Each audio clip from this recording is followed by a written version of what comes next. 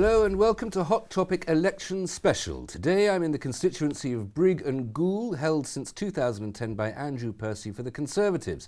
We've invited the candidates for this May's general election, and of those invited, Andrew Percy is the only one who's been able or willing to attend. Others include David Jeffries for UKIP, Jackie Crawford for Labour and Natalie Hurst for the Greens. Andrew, thanks for making the effort. A pleasure, and I'm sorry the other candidates got frit and decided not to turn up. Well, I'm sure they have other reasons, but it's very good of you to be here, and I wish I could offer you a bit more of a party atmosphere. First of all, we've all been watching you on television recently in Michael Cockrell's television programme Inside the House of Commons, which is broadcast by another station which is different, if not necessarily better. Have you enjoyed your first term in Parliament? It's been a baptism of fire in lots of ways, because obviously you don't have a training course to become a member of Parliament. You have to pick it up as you go along, and different aspects of it take different amounts of time, I suppose, to catch on to. So it's been interesting, but also I think it's been a time of delivering, because we have actually delivered quite a lot for this area, which I'm quite proud of, really. Well, you're putting yourself up again for election for the second time, and you have the disadvantage of being the only person who's standing who your constituents can ask, what have you done for us so far? Yeah, exactly. And, you know, obviously there's a lot of things that I can point to on that, whether it's the halving of the Humber Bridge tolls, which was really important, the huge amounts of... That was your work entirely? Well, absolutely. It was my work, along with people like Martin Vickers and George Osborne, and, I mean, all MPs across the area, and Nick Dakin and Austin they were all Mitchell and the Labour well, MPs on the north. Labour MPs, it was easy for them in opposition, having not done anything in government on the Humber Bridge tolls, to say they wanted to get rid of the tolls or halve them. But actually it's taken the Conservative government to deliver that, and it was very much led by myself, Graham Stewart on the North Bank, Martin Vickers here, working very closely with the Chancellor and with Justine Greening, who was the Transport Secretary at the time, and we've delivered on it. So I'm happy for the Labour MPs to trot along and try and get in the pictures and all the rest of it, but the reality is they did nothing for 13 years and we delivered it within about a year or two of coming to office. Well done on the bridge. What else? Well, the flood defence funding, which has obviously been announced recently. We've got more of that coming to our area, and also we've got an agreement that the government will look at this bid we've put together for £1 billion worth of funding. Obviously, we've got the superfast broadband rollout, which is in northern Lincolnshire going to 92.5% of homes. In my patch, most of that's complete. The first phase, we're now looking at the second phase. We've had the big investment in job creation here through things like the Regional Growth Fund, which is why unemployment in my constituency is down 47% since 2010. And obviously, we've also had extra money into our local NHS. Now, that's more challenging because, of course, we've had more money, but we've also had an increased demand and more patients. But, you know, I'm quite proud that in this very difficult set of financial circumstances we took over from, we've managed to protect and increase the NHS budget. You talk about the growth fund there. Now, the growth fund, what's the source of that money? That's public money, isn't it? Yeah, it's government money. I mean, all government money, as you remind me, is taxpayers' money. But the government gives these growth deals to local LEPs or to local councils. It's millions of pounds, tens of millions of pounds, which is for business grants to support businesses growing and expanding in those that are creating jobs. And we've had quite a lot in North Lincolnshire. North Links Council ran the first fund. They got it out the door pretty quickly, and as a result, we had hundreds of jobs created from that. But if those businesses were viable and commercial, they wouldn't need government subsidies, should they? If they were viable and commercial, in fact, they'd be paying the tax rather than receiving money. But as you know, often businesses are keen to expand and they want to expand, but they don't always have access to the capital to actually expand. So a bit of public money sometimes to enable them to actually expand, and in return they create jobs, which then those people pay taxes, and that increased profits, they pay increased corporation tax. That money comes back round. So, you know, there's a lot of due diligence goes through those grant applications. So they don't just give money to businesses that are going to collapse, which is actually sensible, but they give money to businesses that have a real chance of growing, expanding and creating more jobs. I want to just talk about, you're touching on the economy there. Your rivals, who sadly aren't here, the Liberal Democrats want to cut the debt and the deficit more slowly than your party, the Conservatives, do. The Labour Party wants to cut only the deficit, not the actual substantive debt itself, as it were. Both of those policies would involve much less austerity. Now, in Brigg and Goole, where austerity hurts, why should people want to choose your party, which will cut much deeper and harder than either of the other two parties. Well, we haven't seen austerity like we've seen in other countries. I mean, you look at what's happening in Greece, where pensions have been slashed, the health service has been slashed, public sector salaries have been slashed. We've had to show pay restraint here. So sometimes people have had a freeze, sometimes 1%, and occasionally some of the benefits have gone up in line with inflation. So we have had austerity, but we haven't had the swinging reductions in public salaries that they've had in other countries. No, but nobody voting in Brigangul can vote for Brigangul to be in Greece or Spain. The comparison isn't with other countries. The comparison is with the alternatives put by other parties. Yes. So why choose the harder cutting party? Well, I mean, all parties are committed to reducing the deficit and to wiping the deficit out. Then that's only to end borrowing. I mean, people get quite confused, I think, between even politicians, between debt and deficit. Yep. The deficit is the amount we're borrowing every year. And obviously, all the parties are now committed to ending borrowing money every year.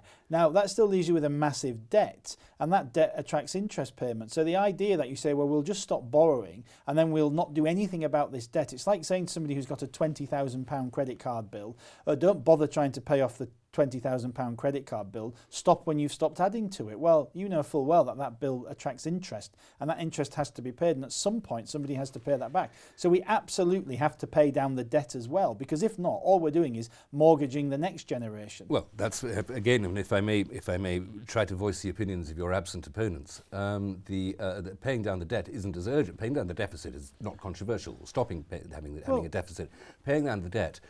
You say you pass it on to the next generation. It's a long-term thing, and as John Maynard Keynes said, in the long term we're all dead. But it's not necessarily something to be suffered in the future. But our children and our grandchildren have to pick that up. And actually, it's not just as if that debt's there not attracting any expenditure. I mean, it costs £43 billion of public money every year to service the interest on that debt. So, you don't need to be a rocket scientist to work out that if we can't afford to keep going on paying $43 billion a year just to keep a debt. But there has always been debt. I mean, there's been a national debt since the late 17th century. Absolutely. There's been only in the 1990s did we finally pay vast debts to the United States of America that paid for the Second World War.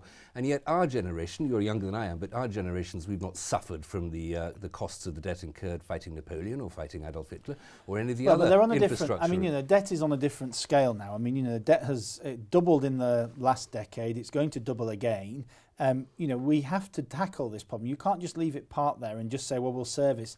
It's not as if you just make your minimum payment every month like on a credit card. We're talking £43 billion at the moment, annual payments in debt interest alone. Now, the more we get that debt down, and the sooner we get that debt down, the less we're paying in debt interest, and the more we'll have left over for public spending. But the deficit is important, but dealing with the debt is as important. And what we're saying is we want to run surpluses. Now, there were surpluses running at the beginning of from the late 90s. After we left office, we were running surpluses as a country of about 20 billion a year, which meant we were paying debt back. The last Labour government decided to turn that into a massive deficit from about 2002 onwards, and we're saying actually it's time that now the day of reckoning has arrived. It's time that we actually grow the economy. As long as the economy is growing, we've got more money, so we can afford to pay debt down as well. And the sort of spending levels we're talking of going back to are only the spending levels of about the early 2000s. So all this nonsense about 1930s is utter rubbish. It's about taking spending back to where we were in the early 2000s. And I don't recall people running around saying the country and the welfare state was collapsing back then. I want to put just another point about vast expenditures of money that your Green rival might put were they here, and that the SNP, not that they're standing in our area, but that who are going to be possibly involved in forming the next government, that £100 billion, which is more than twice as much as you're saying we spend on the debt every year, £100 billion to replace a nuclear deterrent. That's not £100 billion per year. That's £100 billion over a very long period of time. Well, it's £100 billion over 20 years. Trident has been 20, 25 years. It has, yes. But it's so it is a lot of money. I don't deny it isn't. But then it's the benefit for what we get from that. And at the time when the world is becoming more insecure, the idea that we should in some way abandon our independent nuclear deterrent, to me, seems to be barking mad. And actually, as we know, if we were to decommission Trident and replace it with something else, which is what parties like the Liberal Democrats have been flirting with, then we'd end up with a very expensive weapons system anyway. So my party, and indeed the Labour Party, trudged through the lobbies a couple of weeks ago to vote to renew Trident, and that is, for me, a red line. We have to have an independent nuclear deterrent. A couple of things. It seems counterintuitive, as you said, that the world is becoming increasingly unstable, so let's have more nuclear bombs in it. Well, no, and it's secondly, not about, the whole purpose of the Trident is that you're spending £100 billion over 20 years for something that you never want to use. Well, you never want to use it, but it's the deterrent effect of it you can't really quantify. And the idea, as I've said, we don't want more nuclear weapons in the world. We want less. But you know, the very moment that potentially dangerous regimes like Iran and elsewhere, and possibly a terrorist organisation, are going to acquire this capacity, that we shouldn't have our own independent nuclear deterrent, is crazy. You can't use a missile launched from a submarine in the North Atlantic against a madman with a suitcase full of plutonium getting out of the train at King's Cross. Well, that's one possible scenario of somebody getting a dirty bomb, but in terms of nuclear weapons, we're talking North Korea and we're talking Iran, and you know, we know that Pakistan, of course, is a nuclear power now, and that's a very unstable country. So at the very moment that weapons on this scale could fall into somewhat dangerous hands, the idea that we should be saying, you know, with our values and in the West, oh well, we should retreat from being able to defend ourselves on similar terms is just crazy. I noticed you mentioned North Korea, Iran, possibly Pakistan. You didn't mention Russia there. Well, would you forgive me, Andrew, but we'll have to go to a break in a moment there, but we will come back and talk a little bit about foreign policy after that. Yeah, that's fine. Thanks. Thank you very much. Would you join us again, please, after this short break?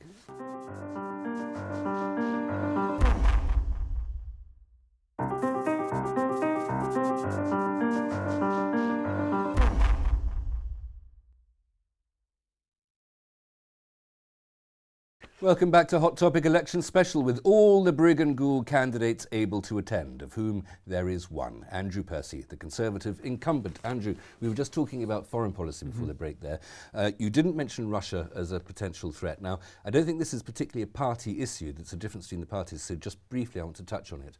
The Russian effectively invasion of Ukraine, that's a European power fighting another European power. This isn't like, this is as far away as the Middle East, and it's not as a religious medievalism as it is in the Middle East. This is good old-fashioned symmetrical warfare.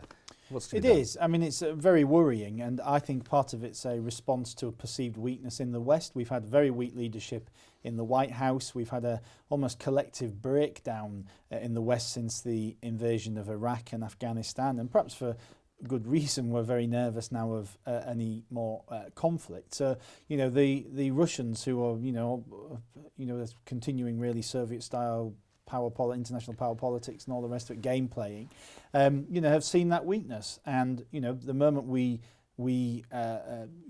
fail to stand up to them, you know, it's that old saying of give an inch and take a yard or whatever, and that's unfortunately what's happened. And we've had very weak leadership in Washington under President Obama, who well, what would strong leadership do? Well, I mean, you know, we're not going to start a war with Russia, absolutely not. But well, we reacted very slowly, though. You know, the sanctions were quite slow. There was a lot of disagreement within the West, and you know, the Russians respond to you know, they like strong reactions and they like strong responses, and we didn't respond very swiftly or very quickly, and made clear what the clear lines were. This is a national personality thing, is that these people like a firm hand. Well, I think that the Russian leadership, certainly that's the only language and action they understand. I don't say the same for the Russian people. Okay, well, having moved on to Russia from the nuclear deterrent, we're clearly going to be talking about foreigners. The European Union. Now, you would like this country to withdraw from the European Union. What's the difference between you and your UKIP rival? Well, I think the difference is that they would, if they got to power, leave the European Union straight away. My option would be to leave it to the people to decide whether we leave the European Union. So I want us out. I would vote to leave the EU. But the UKIP position is, if they're elected to government, which of course they won't be, then they would pull the UK out of the European Union without a referendum. So the difference is that I would say you have to leave that decision to the people. Well, that's a decision that the people have in electing a parliament. Because one of the reasons you want to come out of the European Union is to preserve the sovereignty of the UK Parliament. If by having a referendum you come out of the European Union, the referendum itself diminishes the sovereignty of a Parliament. Well, no, we've had referendums in the past. We just had one in Scotland. We had one to establish the Scottish Parliament, the Welsh Assembly, the Northern Ireland Assembly, and of course we had one on whether to remain in the EU back in 1975. So this is nothing new. It doesn't undermine democracy. It doesn't undermine Parliament. There are some decisions that I would say you have to go to the people on, particularly how we're governed. Apart from your, you and your UKIP rival, who is absent, not both wanting to be out of the European Union, every other policy, there seems to be a very close correlation between the Conservative and the UKIP point of view. No, I don't think that's true. I mean, UKIP have been flirting with quite left-wing policies. They were running in the by-election in Haywood and Middleton on a anti-welfare reform agenda. So, I don't think they really have a great deal of clarity in their policy positions. I voted for gay marriage, for example. They're very anti-gay marriage. On wind farms we might agree with them to some extent, and on immigration maybe a bit, but there are plenty of other policy areas. We don't know what their policy is on the NHS. It seems to change from day to day. So, they clearly we agree with them on some things, but I think they also agree with Labour on some things. So it's not really all that clear though what their policies are. Your constituency, Brigg and Goole, is quite agricultural. There's an awful lot of farmland there. Those farmers depend on the European Union, on the common agricultural policy for those subsidies in order to survive. If your wish were to come true, and we did withdraw, wouldn't that be very harmful to a lot of the businessmen, the farmers who are businessmen and employers of your constituency? Well, we need to wean farming off subsidies anyway, and that's a policy of the European Union. So this regime isn't going to always be the case, always going to be in existence forever. And actually, of course, we pay an awful lot of money into that. And if we leave the European Union, we are able to create our own common agricultural policy for our farmers. So we can create a subsidy system ourselves in our own country that works in the way we want it to. I think a lot of farmers I meet with are quite frustrated by the current payment system, which seems to be for a lot of environmental projects and not so much in terms of food production. So, it's not as if you leave the EU, you suddenly stop those things happening. You're able to replace them with your own national regime if we want to. Well, that seems a position that seems very similar to your Eurosceptic Labour counterparts in the House of Commons, that you get out of the European Union, fine, but still subsidise. So you take tax money from the people who earn it, and give it to the farmers who own these vast, great assets of land. Why continue to subsidise agriculture? I think I've just stated that we need to wean agriculture off subsidies, but we need to wean them off subsidies not just across Europe but across the world, because of course Australia subsidised, the United States enjoys subsidies, and as does Canada. So the reason for subsidies in farming, of course, is because of the international comparators, but also it's a strategic importance that we keep our own food production, and we have to do that at some cost at the moment. I want to say one more issue. You talk about weaning farmers. It's rather appropriate. Childcare is one of the great issues of this election, perhaps one of the least expected ones. The Labour would give people more money for childcare because childcare has gone up by about 25% in the last 5 years, which stops people going out to work. So Labour wants to give people more money to pay for childcare. The Liberals want to give people money for longer into their child's early years for childcare. Again, the Conservatives don't seem all that friendly especially to women who might want to go out to work. Well, no, I mean, that's not true at all. I mean, in the Labour policy, I would say to them, well, they had 13 years, why didn't they introduce it then, and how are they paying for it? Because we've heard, that they're going to not cut they're going to cut the deficit in the same rate we are, but amazingly they're going to have all this extra money as well, which is the politics of the madhouse, and what money they have identified either won't be achieved or they've spent it about 10 times over. But what we've done is we've extended childcare for 3-year-olds. We've extended it to 2-year-olds now, so that was something we introduced, 15 hours free for the poorest 2-year-olds. All 3-year-olds and 4-year-olds obviously qualify automatically, and we've set out a new policy which will help families with childcare costs. I can't remember the exact figure as to how much, but all political parties are in agreement that we have to do more to support working families. Should you be returned to the House on the 7th of May, it's likely to be a very tumultuous House of Commons with nobody in an overall majority. I know you're saying you're campaigning for a Conservative overall majority. Chances are that's not going to happen. You have an uneasy but direct working relationship with the Liberals in the current coalition. It's possible that UKIP might wish to support a Conservative Party coalition. It's possible that some of the Northern Irish parties would. Who would you be most comfortable going into coalition with? Well, I mean, you can never prejudge who's going to be in the House of Commons. I mean, the polls at the moment suggest that neither of the big parties will form a majority. But similarly, you know, if UKIP returns 6 MPs, that doesn't, you know, you can't do a coalition with that if you're 20, 30 seats short. Even if you're 6 seats short, it doesn't create a stable government. Similarly, the Northern Ireland parties are very small. So, you know, I don't know what the maths will be in the new House of Commons, so I wouldn't possibly speculate. But all I do know is that, you know, if people want to have a Conservative majority, then the only way to achieve that is to go out and vote Conservative. And, you know, fantasy talk of that there'll be some sort of, some of our voters seem to think, and some people who've defected to UKIP seem to think that there will be some sort of UKIP-Tory coalition. Well, the reality is UKIP at best are saying they expect maybe 6 to 7 seats. That's really very little in terms of the House of Commons. You paint a depressing picture for your own party. If, you know, the Liberals won't have enough to make a difference, the Irish nationalist parties, the parties from Northern Ireland won't have enough to make a difference. You know perfectly well the SNP won't go in with you. The Welsh Nationalist Party won't go in with you. One of the Northern Irish parties certainly won't. The Greens almost certainly won't. The chances are that even if you have the biggest party without an overall majority, there's going to be what will be a mainly Labour SNP coalition. I mean, it's all conjecture. We don't know. I mean, you know, who knows how the situation in Scotland is going to pan out. But, you know, it is perfectly possible, if you look at the polls at the moment and the maths of it, that you could end up with a situation where the Conservatives are the largest party but unable to form a coalition. And similarly, you could have a situation where Labour are the largest party and unable to form a coalition as well, because the Liberal Democrats look like they're going to be on about 25 to 30 seats. And if both the big parties are on 280 seats each, which is what the current polls seem to suggest, then clearly there can't be a Liberal-Tory, Liberal-Labour coalition either.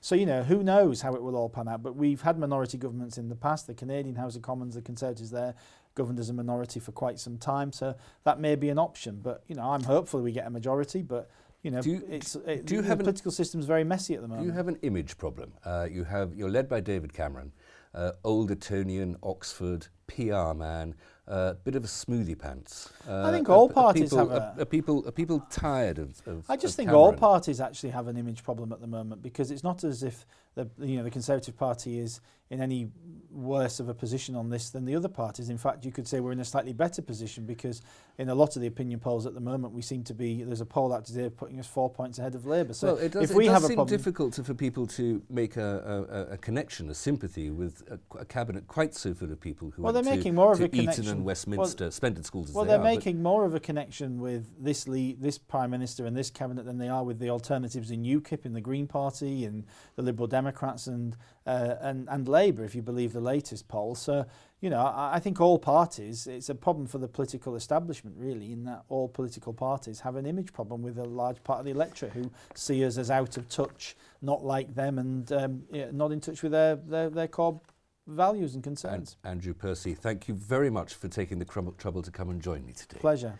That's all we have time for, I regret. I'll have another Hot Topic election special next time with candidates for Hull North. Hope you'll join me then. But for now...